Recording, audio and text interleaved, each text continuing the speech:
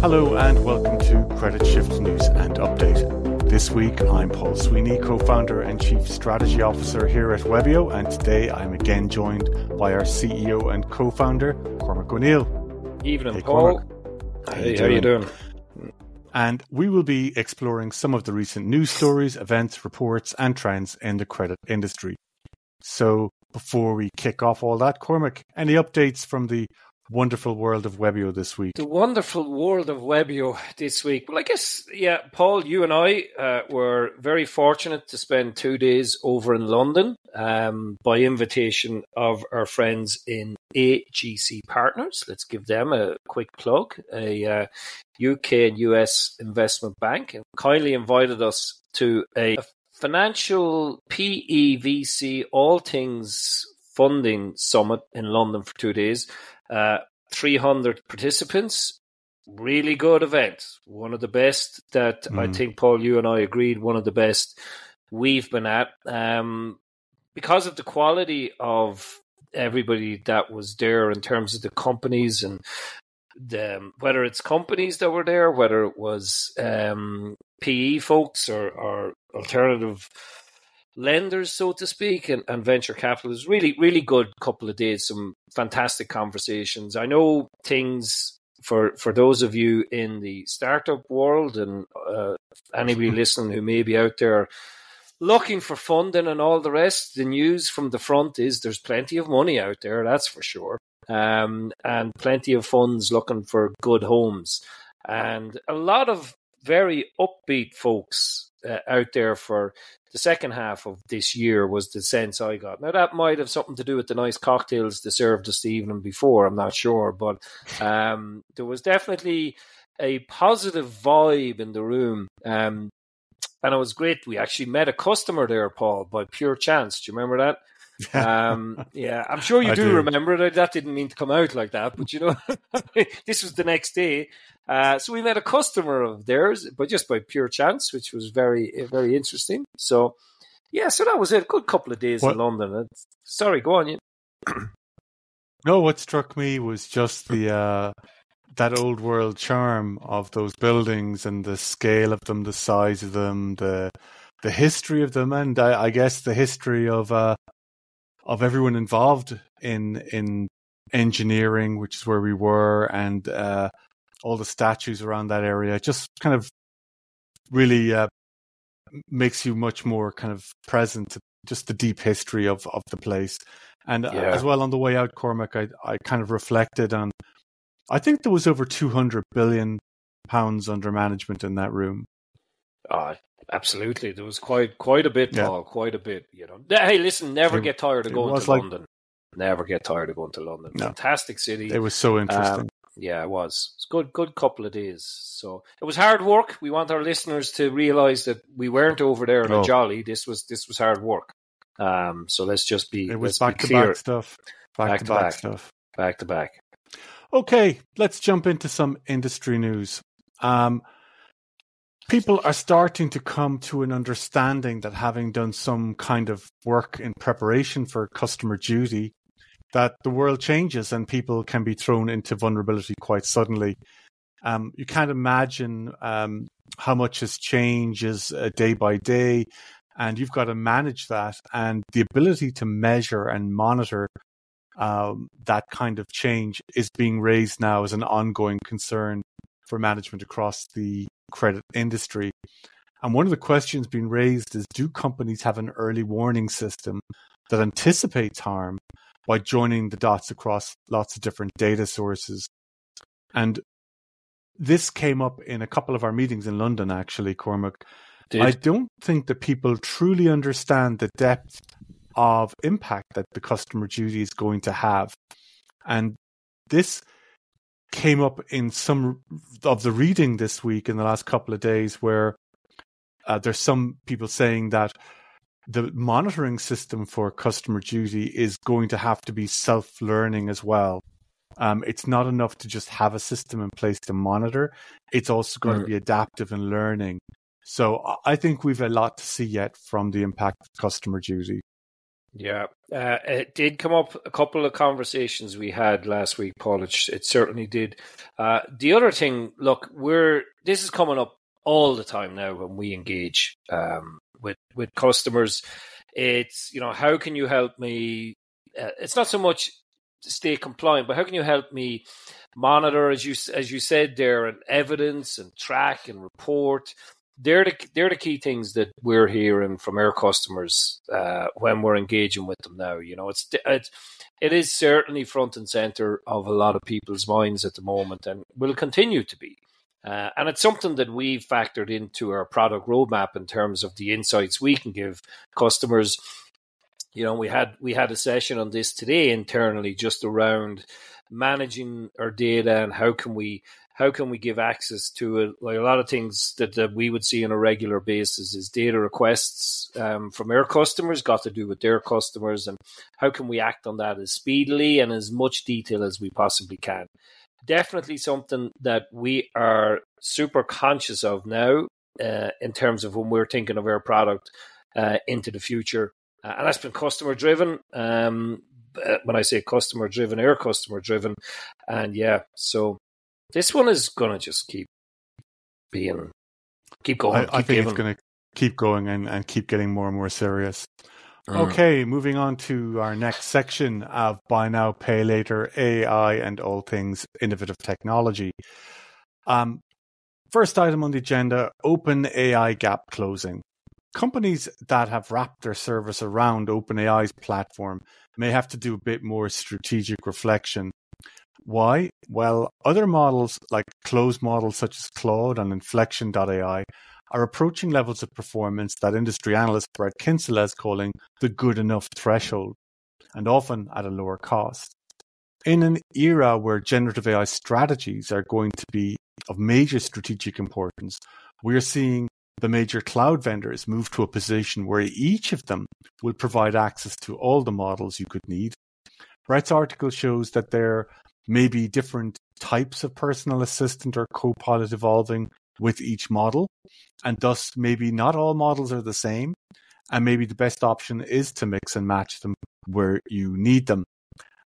So I think that's been a very interesting development over the last 2 weeks, Cormac. We're seeing the gap in model performance really come up to the 3.5 Turbo and OpenAI 4. But again, we'll see OpenAI come out probably later half of this year, early next year, with their next generation of model, and no doubt that will move the expectation or the frontier forward yet again.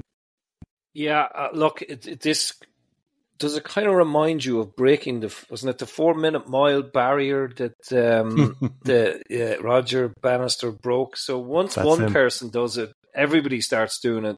Number one, they start to believe it can be done. And number two, to start working hard enough to get there. So I think that's what OpenAI has done. It's really focused the mind of everybody else in the marketplace, and huge resources have been thrown at this, to catch up and to not fall too far behind. We're following the closed model approach. Our our models are all closed, they're all owned by ourselves. Likewise, we're doing the same thing around different models being used for different use cases. That's exactly the framework that we've done here at Webio in terms of using different models to solve different problems. And how do you orchestrate those models? How do you know when to call on the right model, which is a big thing that we've been working on and solving here. So all of that chimes with us. I mean, you're reading it, we're nodding our heads here going, yeah, that's kind of how, well, be it at a much smaller scale than the guys at OpenAI and Claude and all the rest. But yeah, we're comfortable with that paragraph, Paul. I think the interesting thing is Brett's good enough. Like, at what stage do you need something to be like amazing, and what stage do you really need it just to do a job? And I think we're getting really close to the space where it'll do the job that people expect it to do pretty well. Mm-hmm. And then there'll be the next frontier of innovation. It's like, well, it's doing what we expect. what next? Like, what's the next frontier of innovation in this space? Anyway, moving on to just a little bit of change in our format this week. I came across two reports that I'd like to bring to our listeners' attention.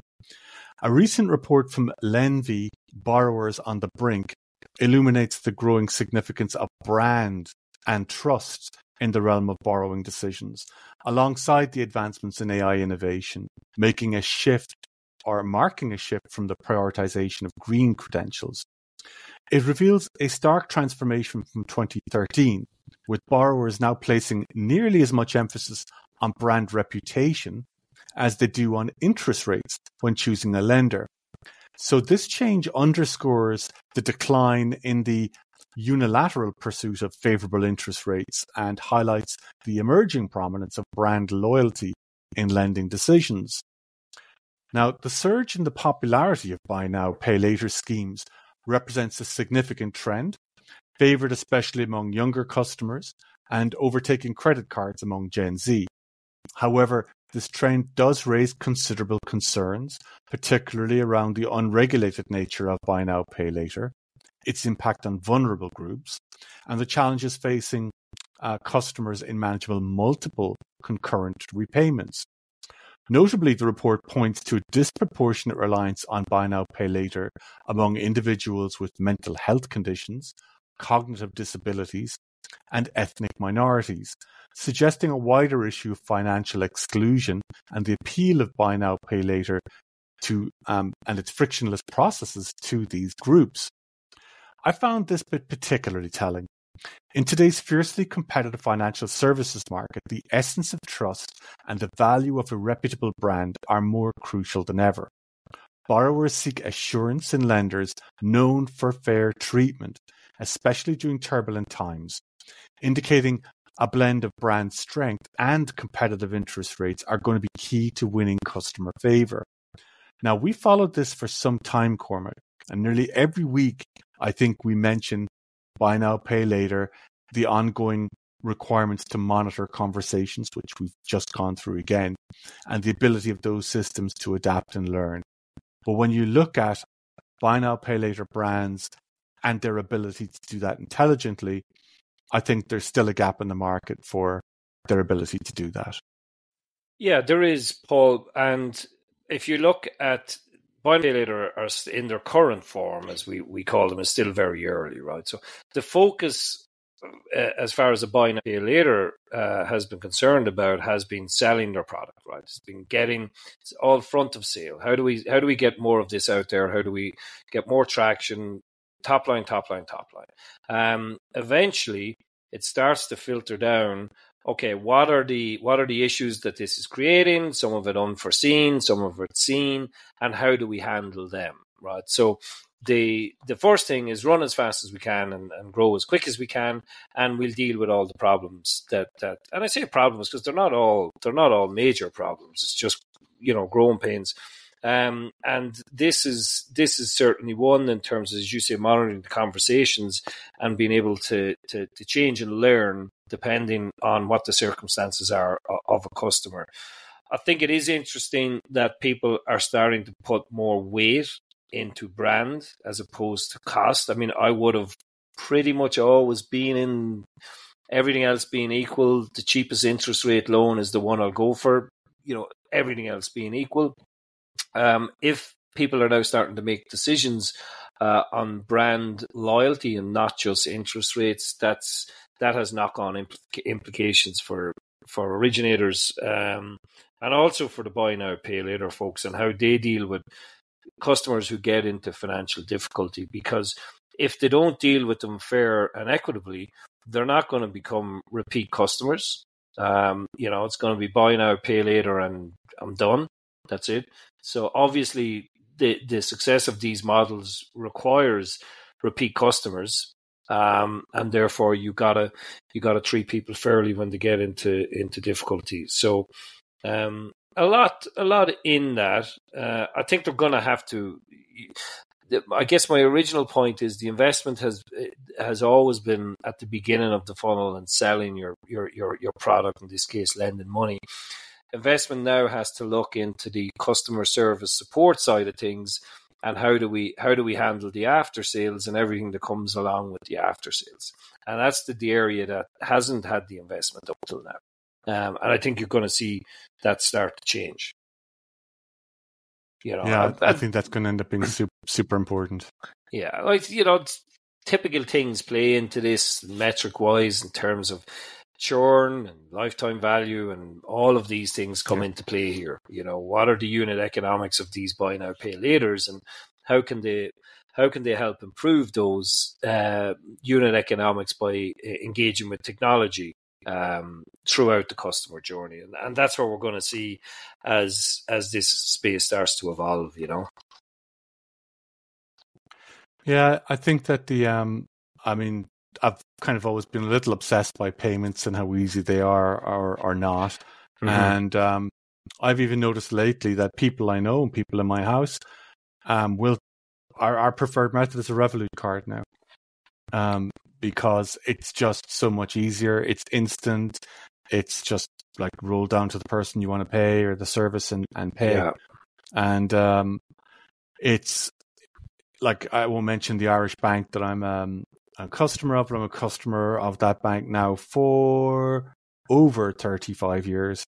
And for those of you who are, like, for those of you, torture. If you're not from, sorry to cut across you there, Paul, but for those of you who aren't familiar with the Irish banking landscape, there's not that many of them there, particularly when it comes to retail banking. So I'm going to go out on a limb here, Paul, and say it's probably one of three, without mentioning any names. But anyway, probably one of two. Two even, yeah. But it's just the ease of payment is such an impact on what you choose and who you choose. If I had a choice of Revolut or this other bank during a checkout, I would pay every time with Revolut because it's just less frustrating. And I think that if I had to play with Klarna versus some other buy now, pay later, and I knew that by using Klarna, if anything went wrong or things needed to be follow up or I needed to ask questions, it's always super simple. I'd use Klarna because it's going to be less hassle. And I think that element of the service is just going to become more and more important. Yeah. Let me ask you Personal this, view. just from a trust point of view here, just to see how much you trust Revolut. If you had, and I have no idea what Paul's personal circumstances are, folks, but if you had money that you were going to put on deposit, where would you put that money on deposit? With your traditional high street Irish bank, or would you put it on deposit with Revolut? So I wouldn't have a ton of money. Like, I don't have like a ton of money to have on a deposit account anywhere. So yeah, let's go hypothetically speaking. Like, I don't think, like, from a brand point of view, I don't feel there's a particular risk with having it with Revolut. Like, it's not, it would not enter as a factor. I just go, it's probably covered to X amount. I'd probably look that up and go, what are they covered until? Let's just say they're covered to 20 grand. I go, fine. I don't need any more than that. So I'm, if it's covered under government and the other one's covered under government, then that's as good as it is. And I don't feel that the Irish bank is any more reliable or any more safe as banks after 2008. So I don't feel that they're safe as houses. Now, as long as governments keep bailing them out, Paul, they probably are. I mean, if you look at what happened the last time, the government essentially, it bailed out the two big ones. Yes, it let one go to the wall, but one could argue that anyway, we won't get into that discussion. I'm just wondering if Revolut went into difficulty, as the banks have done. How would that stand in terms of a bailout? But we're probably getting a little bit off topic here. So it's still covered under government. Well, it's got to do with the issue of how much do people know, how much do they investigate, and how much do they kind of feel. And I think that brands are all about what people feel. And if you feel that they're covered and you feel that they're trusted, you probably won't do a lot of research. I'm not saying that it's any less trustworthy, but it's brand. And how you feel about brands is really important. And if you see the Klarna brand up there and you see 5 other alternatives and you don't know the name of any of them, that is value. You will go with the Klarna brand because you recognize it. And that's just marketing 101 and has been for 100 years. Anyway, moving on to our final report. This one, Cormac, we said we'd come back to a few weeks ago. We said we'd do some more research. Very hard to get information about this, but this is AI for Business Success 2024 to 2025 from a company called Metric, METRIQ. And I found this on No Jitter. It's a very reputable online space that covers developments in the communications industry. And this week it published an article on the jobs impact of AI on the contact center industry. Ooh, it was a global research study into 679 companies, and they found that more than half of the companies, 55.7%, reduced the number of new agents they needed to hire.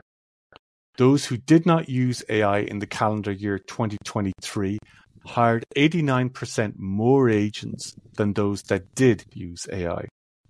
So, some impacts coming through. Let's just follow this for a minute. In terms of existing employees, when AI is added to the contact center, 36.8% of companies laid off an average of 24% of their employees. Average handling time dropped by an average of 29.5% with the addition of Agent Assist. And while each supervisor saves nearly 2 hours a week when AI helps them with scheduling and planning, more than 80% of companies are increasing their AI spending in 2024, and the top reason cited by 75% of those companies is that they recognize the efficiencies AI brings. So they're investing in the technology, a move that is also reducing the total compensation for 37.8% of the companies. And that means lost jobs and fewer new hires in the contact center for many companies. Now, not all are reducing their contact center staff. 36% of the research study participants say they're experiencing a shortage of contact center agents. Of that group, 64% cited company growth as the top cause, followed by an inability to find the right people, 40%, or difficulty retaining existing staff, 35%, or a lack of budget to hire enough people, so that's 24%. When asked whether AI was helping them fill the gap between company growth and lack of agents to handle that growth, 84% said yes. So these companies are using AI to boost efficiency of agents that they do have on staff. They onboard new agents faster by using AI-powered training sprints throughout the first few months of work, and they increase the amount of fully automated customer interactions that they have. Now, more than half of companies are increasing the numbers of data analysts, security analysts, programmers, data scientists, and content managers, according to this research. They also expect to see some prompt engineering, the art of science, of essentially programming prompts to be a part of that set of skills. Now, that's a lot to take in. I know that's a big chunk of information there. But the two to the capit points here are, we are now starting to see the impact of AI in the contact center. It is starting to impact the amount of people that can be hired. It can impact the productivity of the people. And it is bridging that gap between the agents that you have and the workloads that you need to address. So very interesting to see that. And I'm definitely going to follow on and see, can I find more research to back this up? Because this is the really rubber hit the road territory now. Yeah. How do we put this? So we know we're seeing the impact that automation, in particular, whether it's a fully AI driven or more simplistic, even decision tree type automation, we're seeing the impact that it has in the contact center. Right? We've been seeing it for a number of years now. Not just since AI has become super cool and ChatGPT has emerged. This has started and will continue. I think at the last count, where were we up to like 75 or 6% of automation across our platform. So these are all conversations that would previously have been handled by a live agent in some shape or form, have now been automated. And by sheer numbers alone and the impact that automation has and AI has, it cannot but impact the number of people working in the contact center industry. I mean, it's just logic will tell you that it's going to start filtering through. Look, we know too, Paul, it's extremely difficult to hire into the contact center. It's extremely difficult to retain staff, particularly in the credit and collections arena. Those folks do a really challenging and difficult job. And if AI can handle, a certain percentage of the conversations that humans were handling and automated, that's going to have a knock-on effect in terms of people needed in a contact center. Now, we're not at the point where we're going to decimate the contact center in terms of it as a source of employment. We're not, quite at that yet. But I can't see any other curve coming here than one where we're going to see a decline. I'm still on the opposite side of this. Yeah, there's a lag. I'm still on the opposite side of this. Yeah, that's okay, Paul. You're allowed to be on the opposite side. There always has to be someone who's right and wrong, right? So, for every right person, there's. So, look, these things take time to filter through, right? So you have the emergence of what AI can do in ChatGPT and all this automation, and there's a lag between that and adoption. And it starts off. Yeah, look, we don't need to go through the adoption curve in terms of who adopts things first, and then it filters through. But you can be fairly sure that the industry that we're in is towards the end of that tail in terms of adoption, but that is going to start happening now, and it will start impacting in the contact center. There's just by looking at pure numbers, I can't see any other outcome. No, go on, please. Go on. You disagree? Yeah, I do. I disagree. Yeah. I'm going to quote you back from even our own conversations last week in London, Cormac. There are a number of questions that can be asked fairly simply and answered fairly simply if they're automated correctly. Like, what's my balance? Can I move this to a different day? Can I have a new plan? And that takes up an awful lot of agents' time dealing with those. If you can automate those conversations, they go away. Okay, those conversations are automated away. Now look at that in line with the customer duty legislation. And then look at it with the sheer amount of people that need help, that don't get it, because you don't have the capability. And if you are able to sense and find that people are in difficulty, that you can explore a little bit, hand it over to an agent, and that agent can deal with the real messy bits of customers' lives, investigating, sensing, gaining an understanding of what that person's life might be. I think that in the medium term, that's where the effort is going to go. I think for every person you take off answering where's my balance, and put them onto let's explore like a little bit of what your finances look like and how we might be able to like rearrange your payment schedules to do that person to person with somebody and exhibit a duty of care to them. I think that's going to suck up an awful lot of the resources, human resources that are there anyway. So maybe the balance or the balance of skills might change from someone who's able to look up a balance to someone who's able to like deal with the emotional labor of dealing with someone in a very difficult circumstance. I think that balance of skills might change. You might need deeper and wider maturity to deal with it. But I still think that like the work will expand because just when you see numbers like 50% of the people in the UK experience at some stage vulnerability, financial vulnerability, health vulnerabilities that affect their ability to pay bills, or how they are emotionally resilient in able to deal with those bills. That number, the sheer number of people that you have to deal with, I think will fill that funnel really fast. So I'm still a little skeptical of the job losses.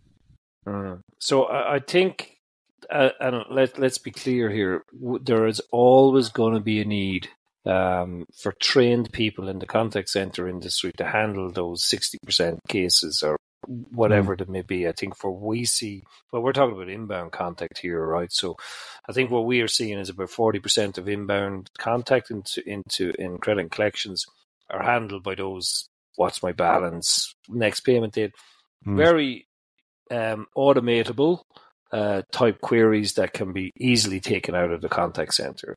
My own take on it is that just by sheer numbers alone, and if you look at the makeup of a contact center today, the amount of people that are working in the vulnerability department as a percentage of overall is quite small, right? So I just don't see the shift being enough to take up the balance of the people who are going to be under threat. So, but look, a lot has to play out here yet, right? It's not, as I said, this isn't something that's gonna happen overnight, and there certainly is a lag, and it's going to take some time. Yeah, but I think the difficulty here, Cormac, for sorry. No, so the last point, there's a lag between us too, Paul. Yeah, I didn't mean a lag between us, but there is the last point to make. It's a very tight margin industry. The collections industry is extremely tight margins, and a lot of the costs are associated with HR, so with people, and it's one that's consolidating, and it's one that is looking for ways to be way more efficient at what it does. So.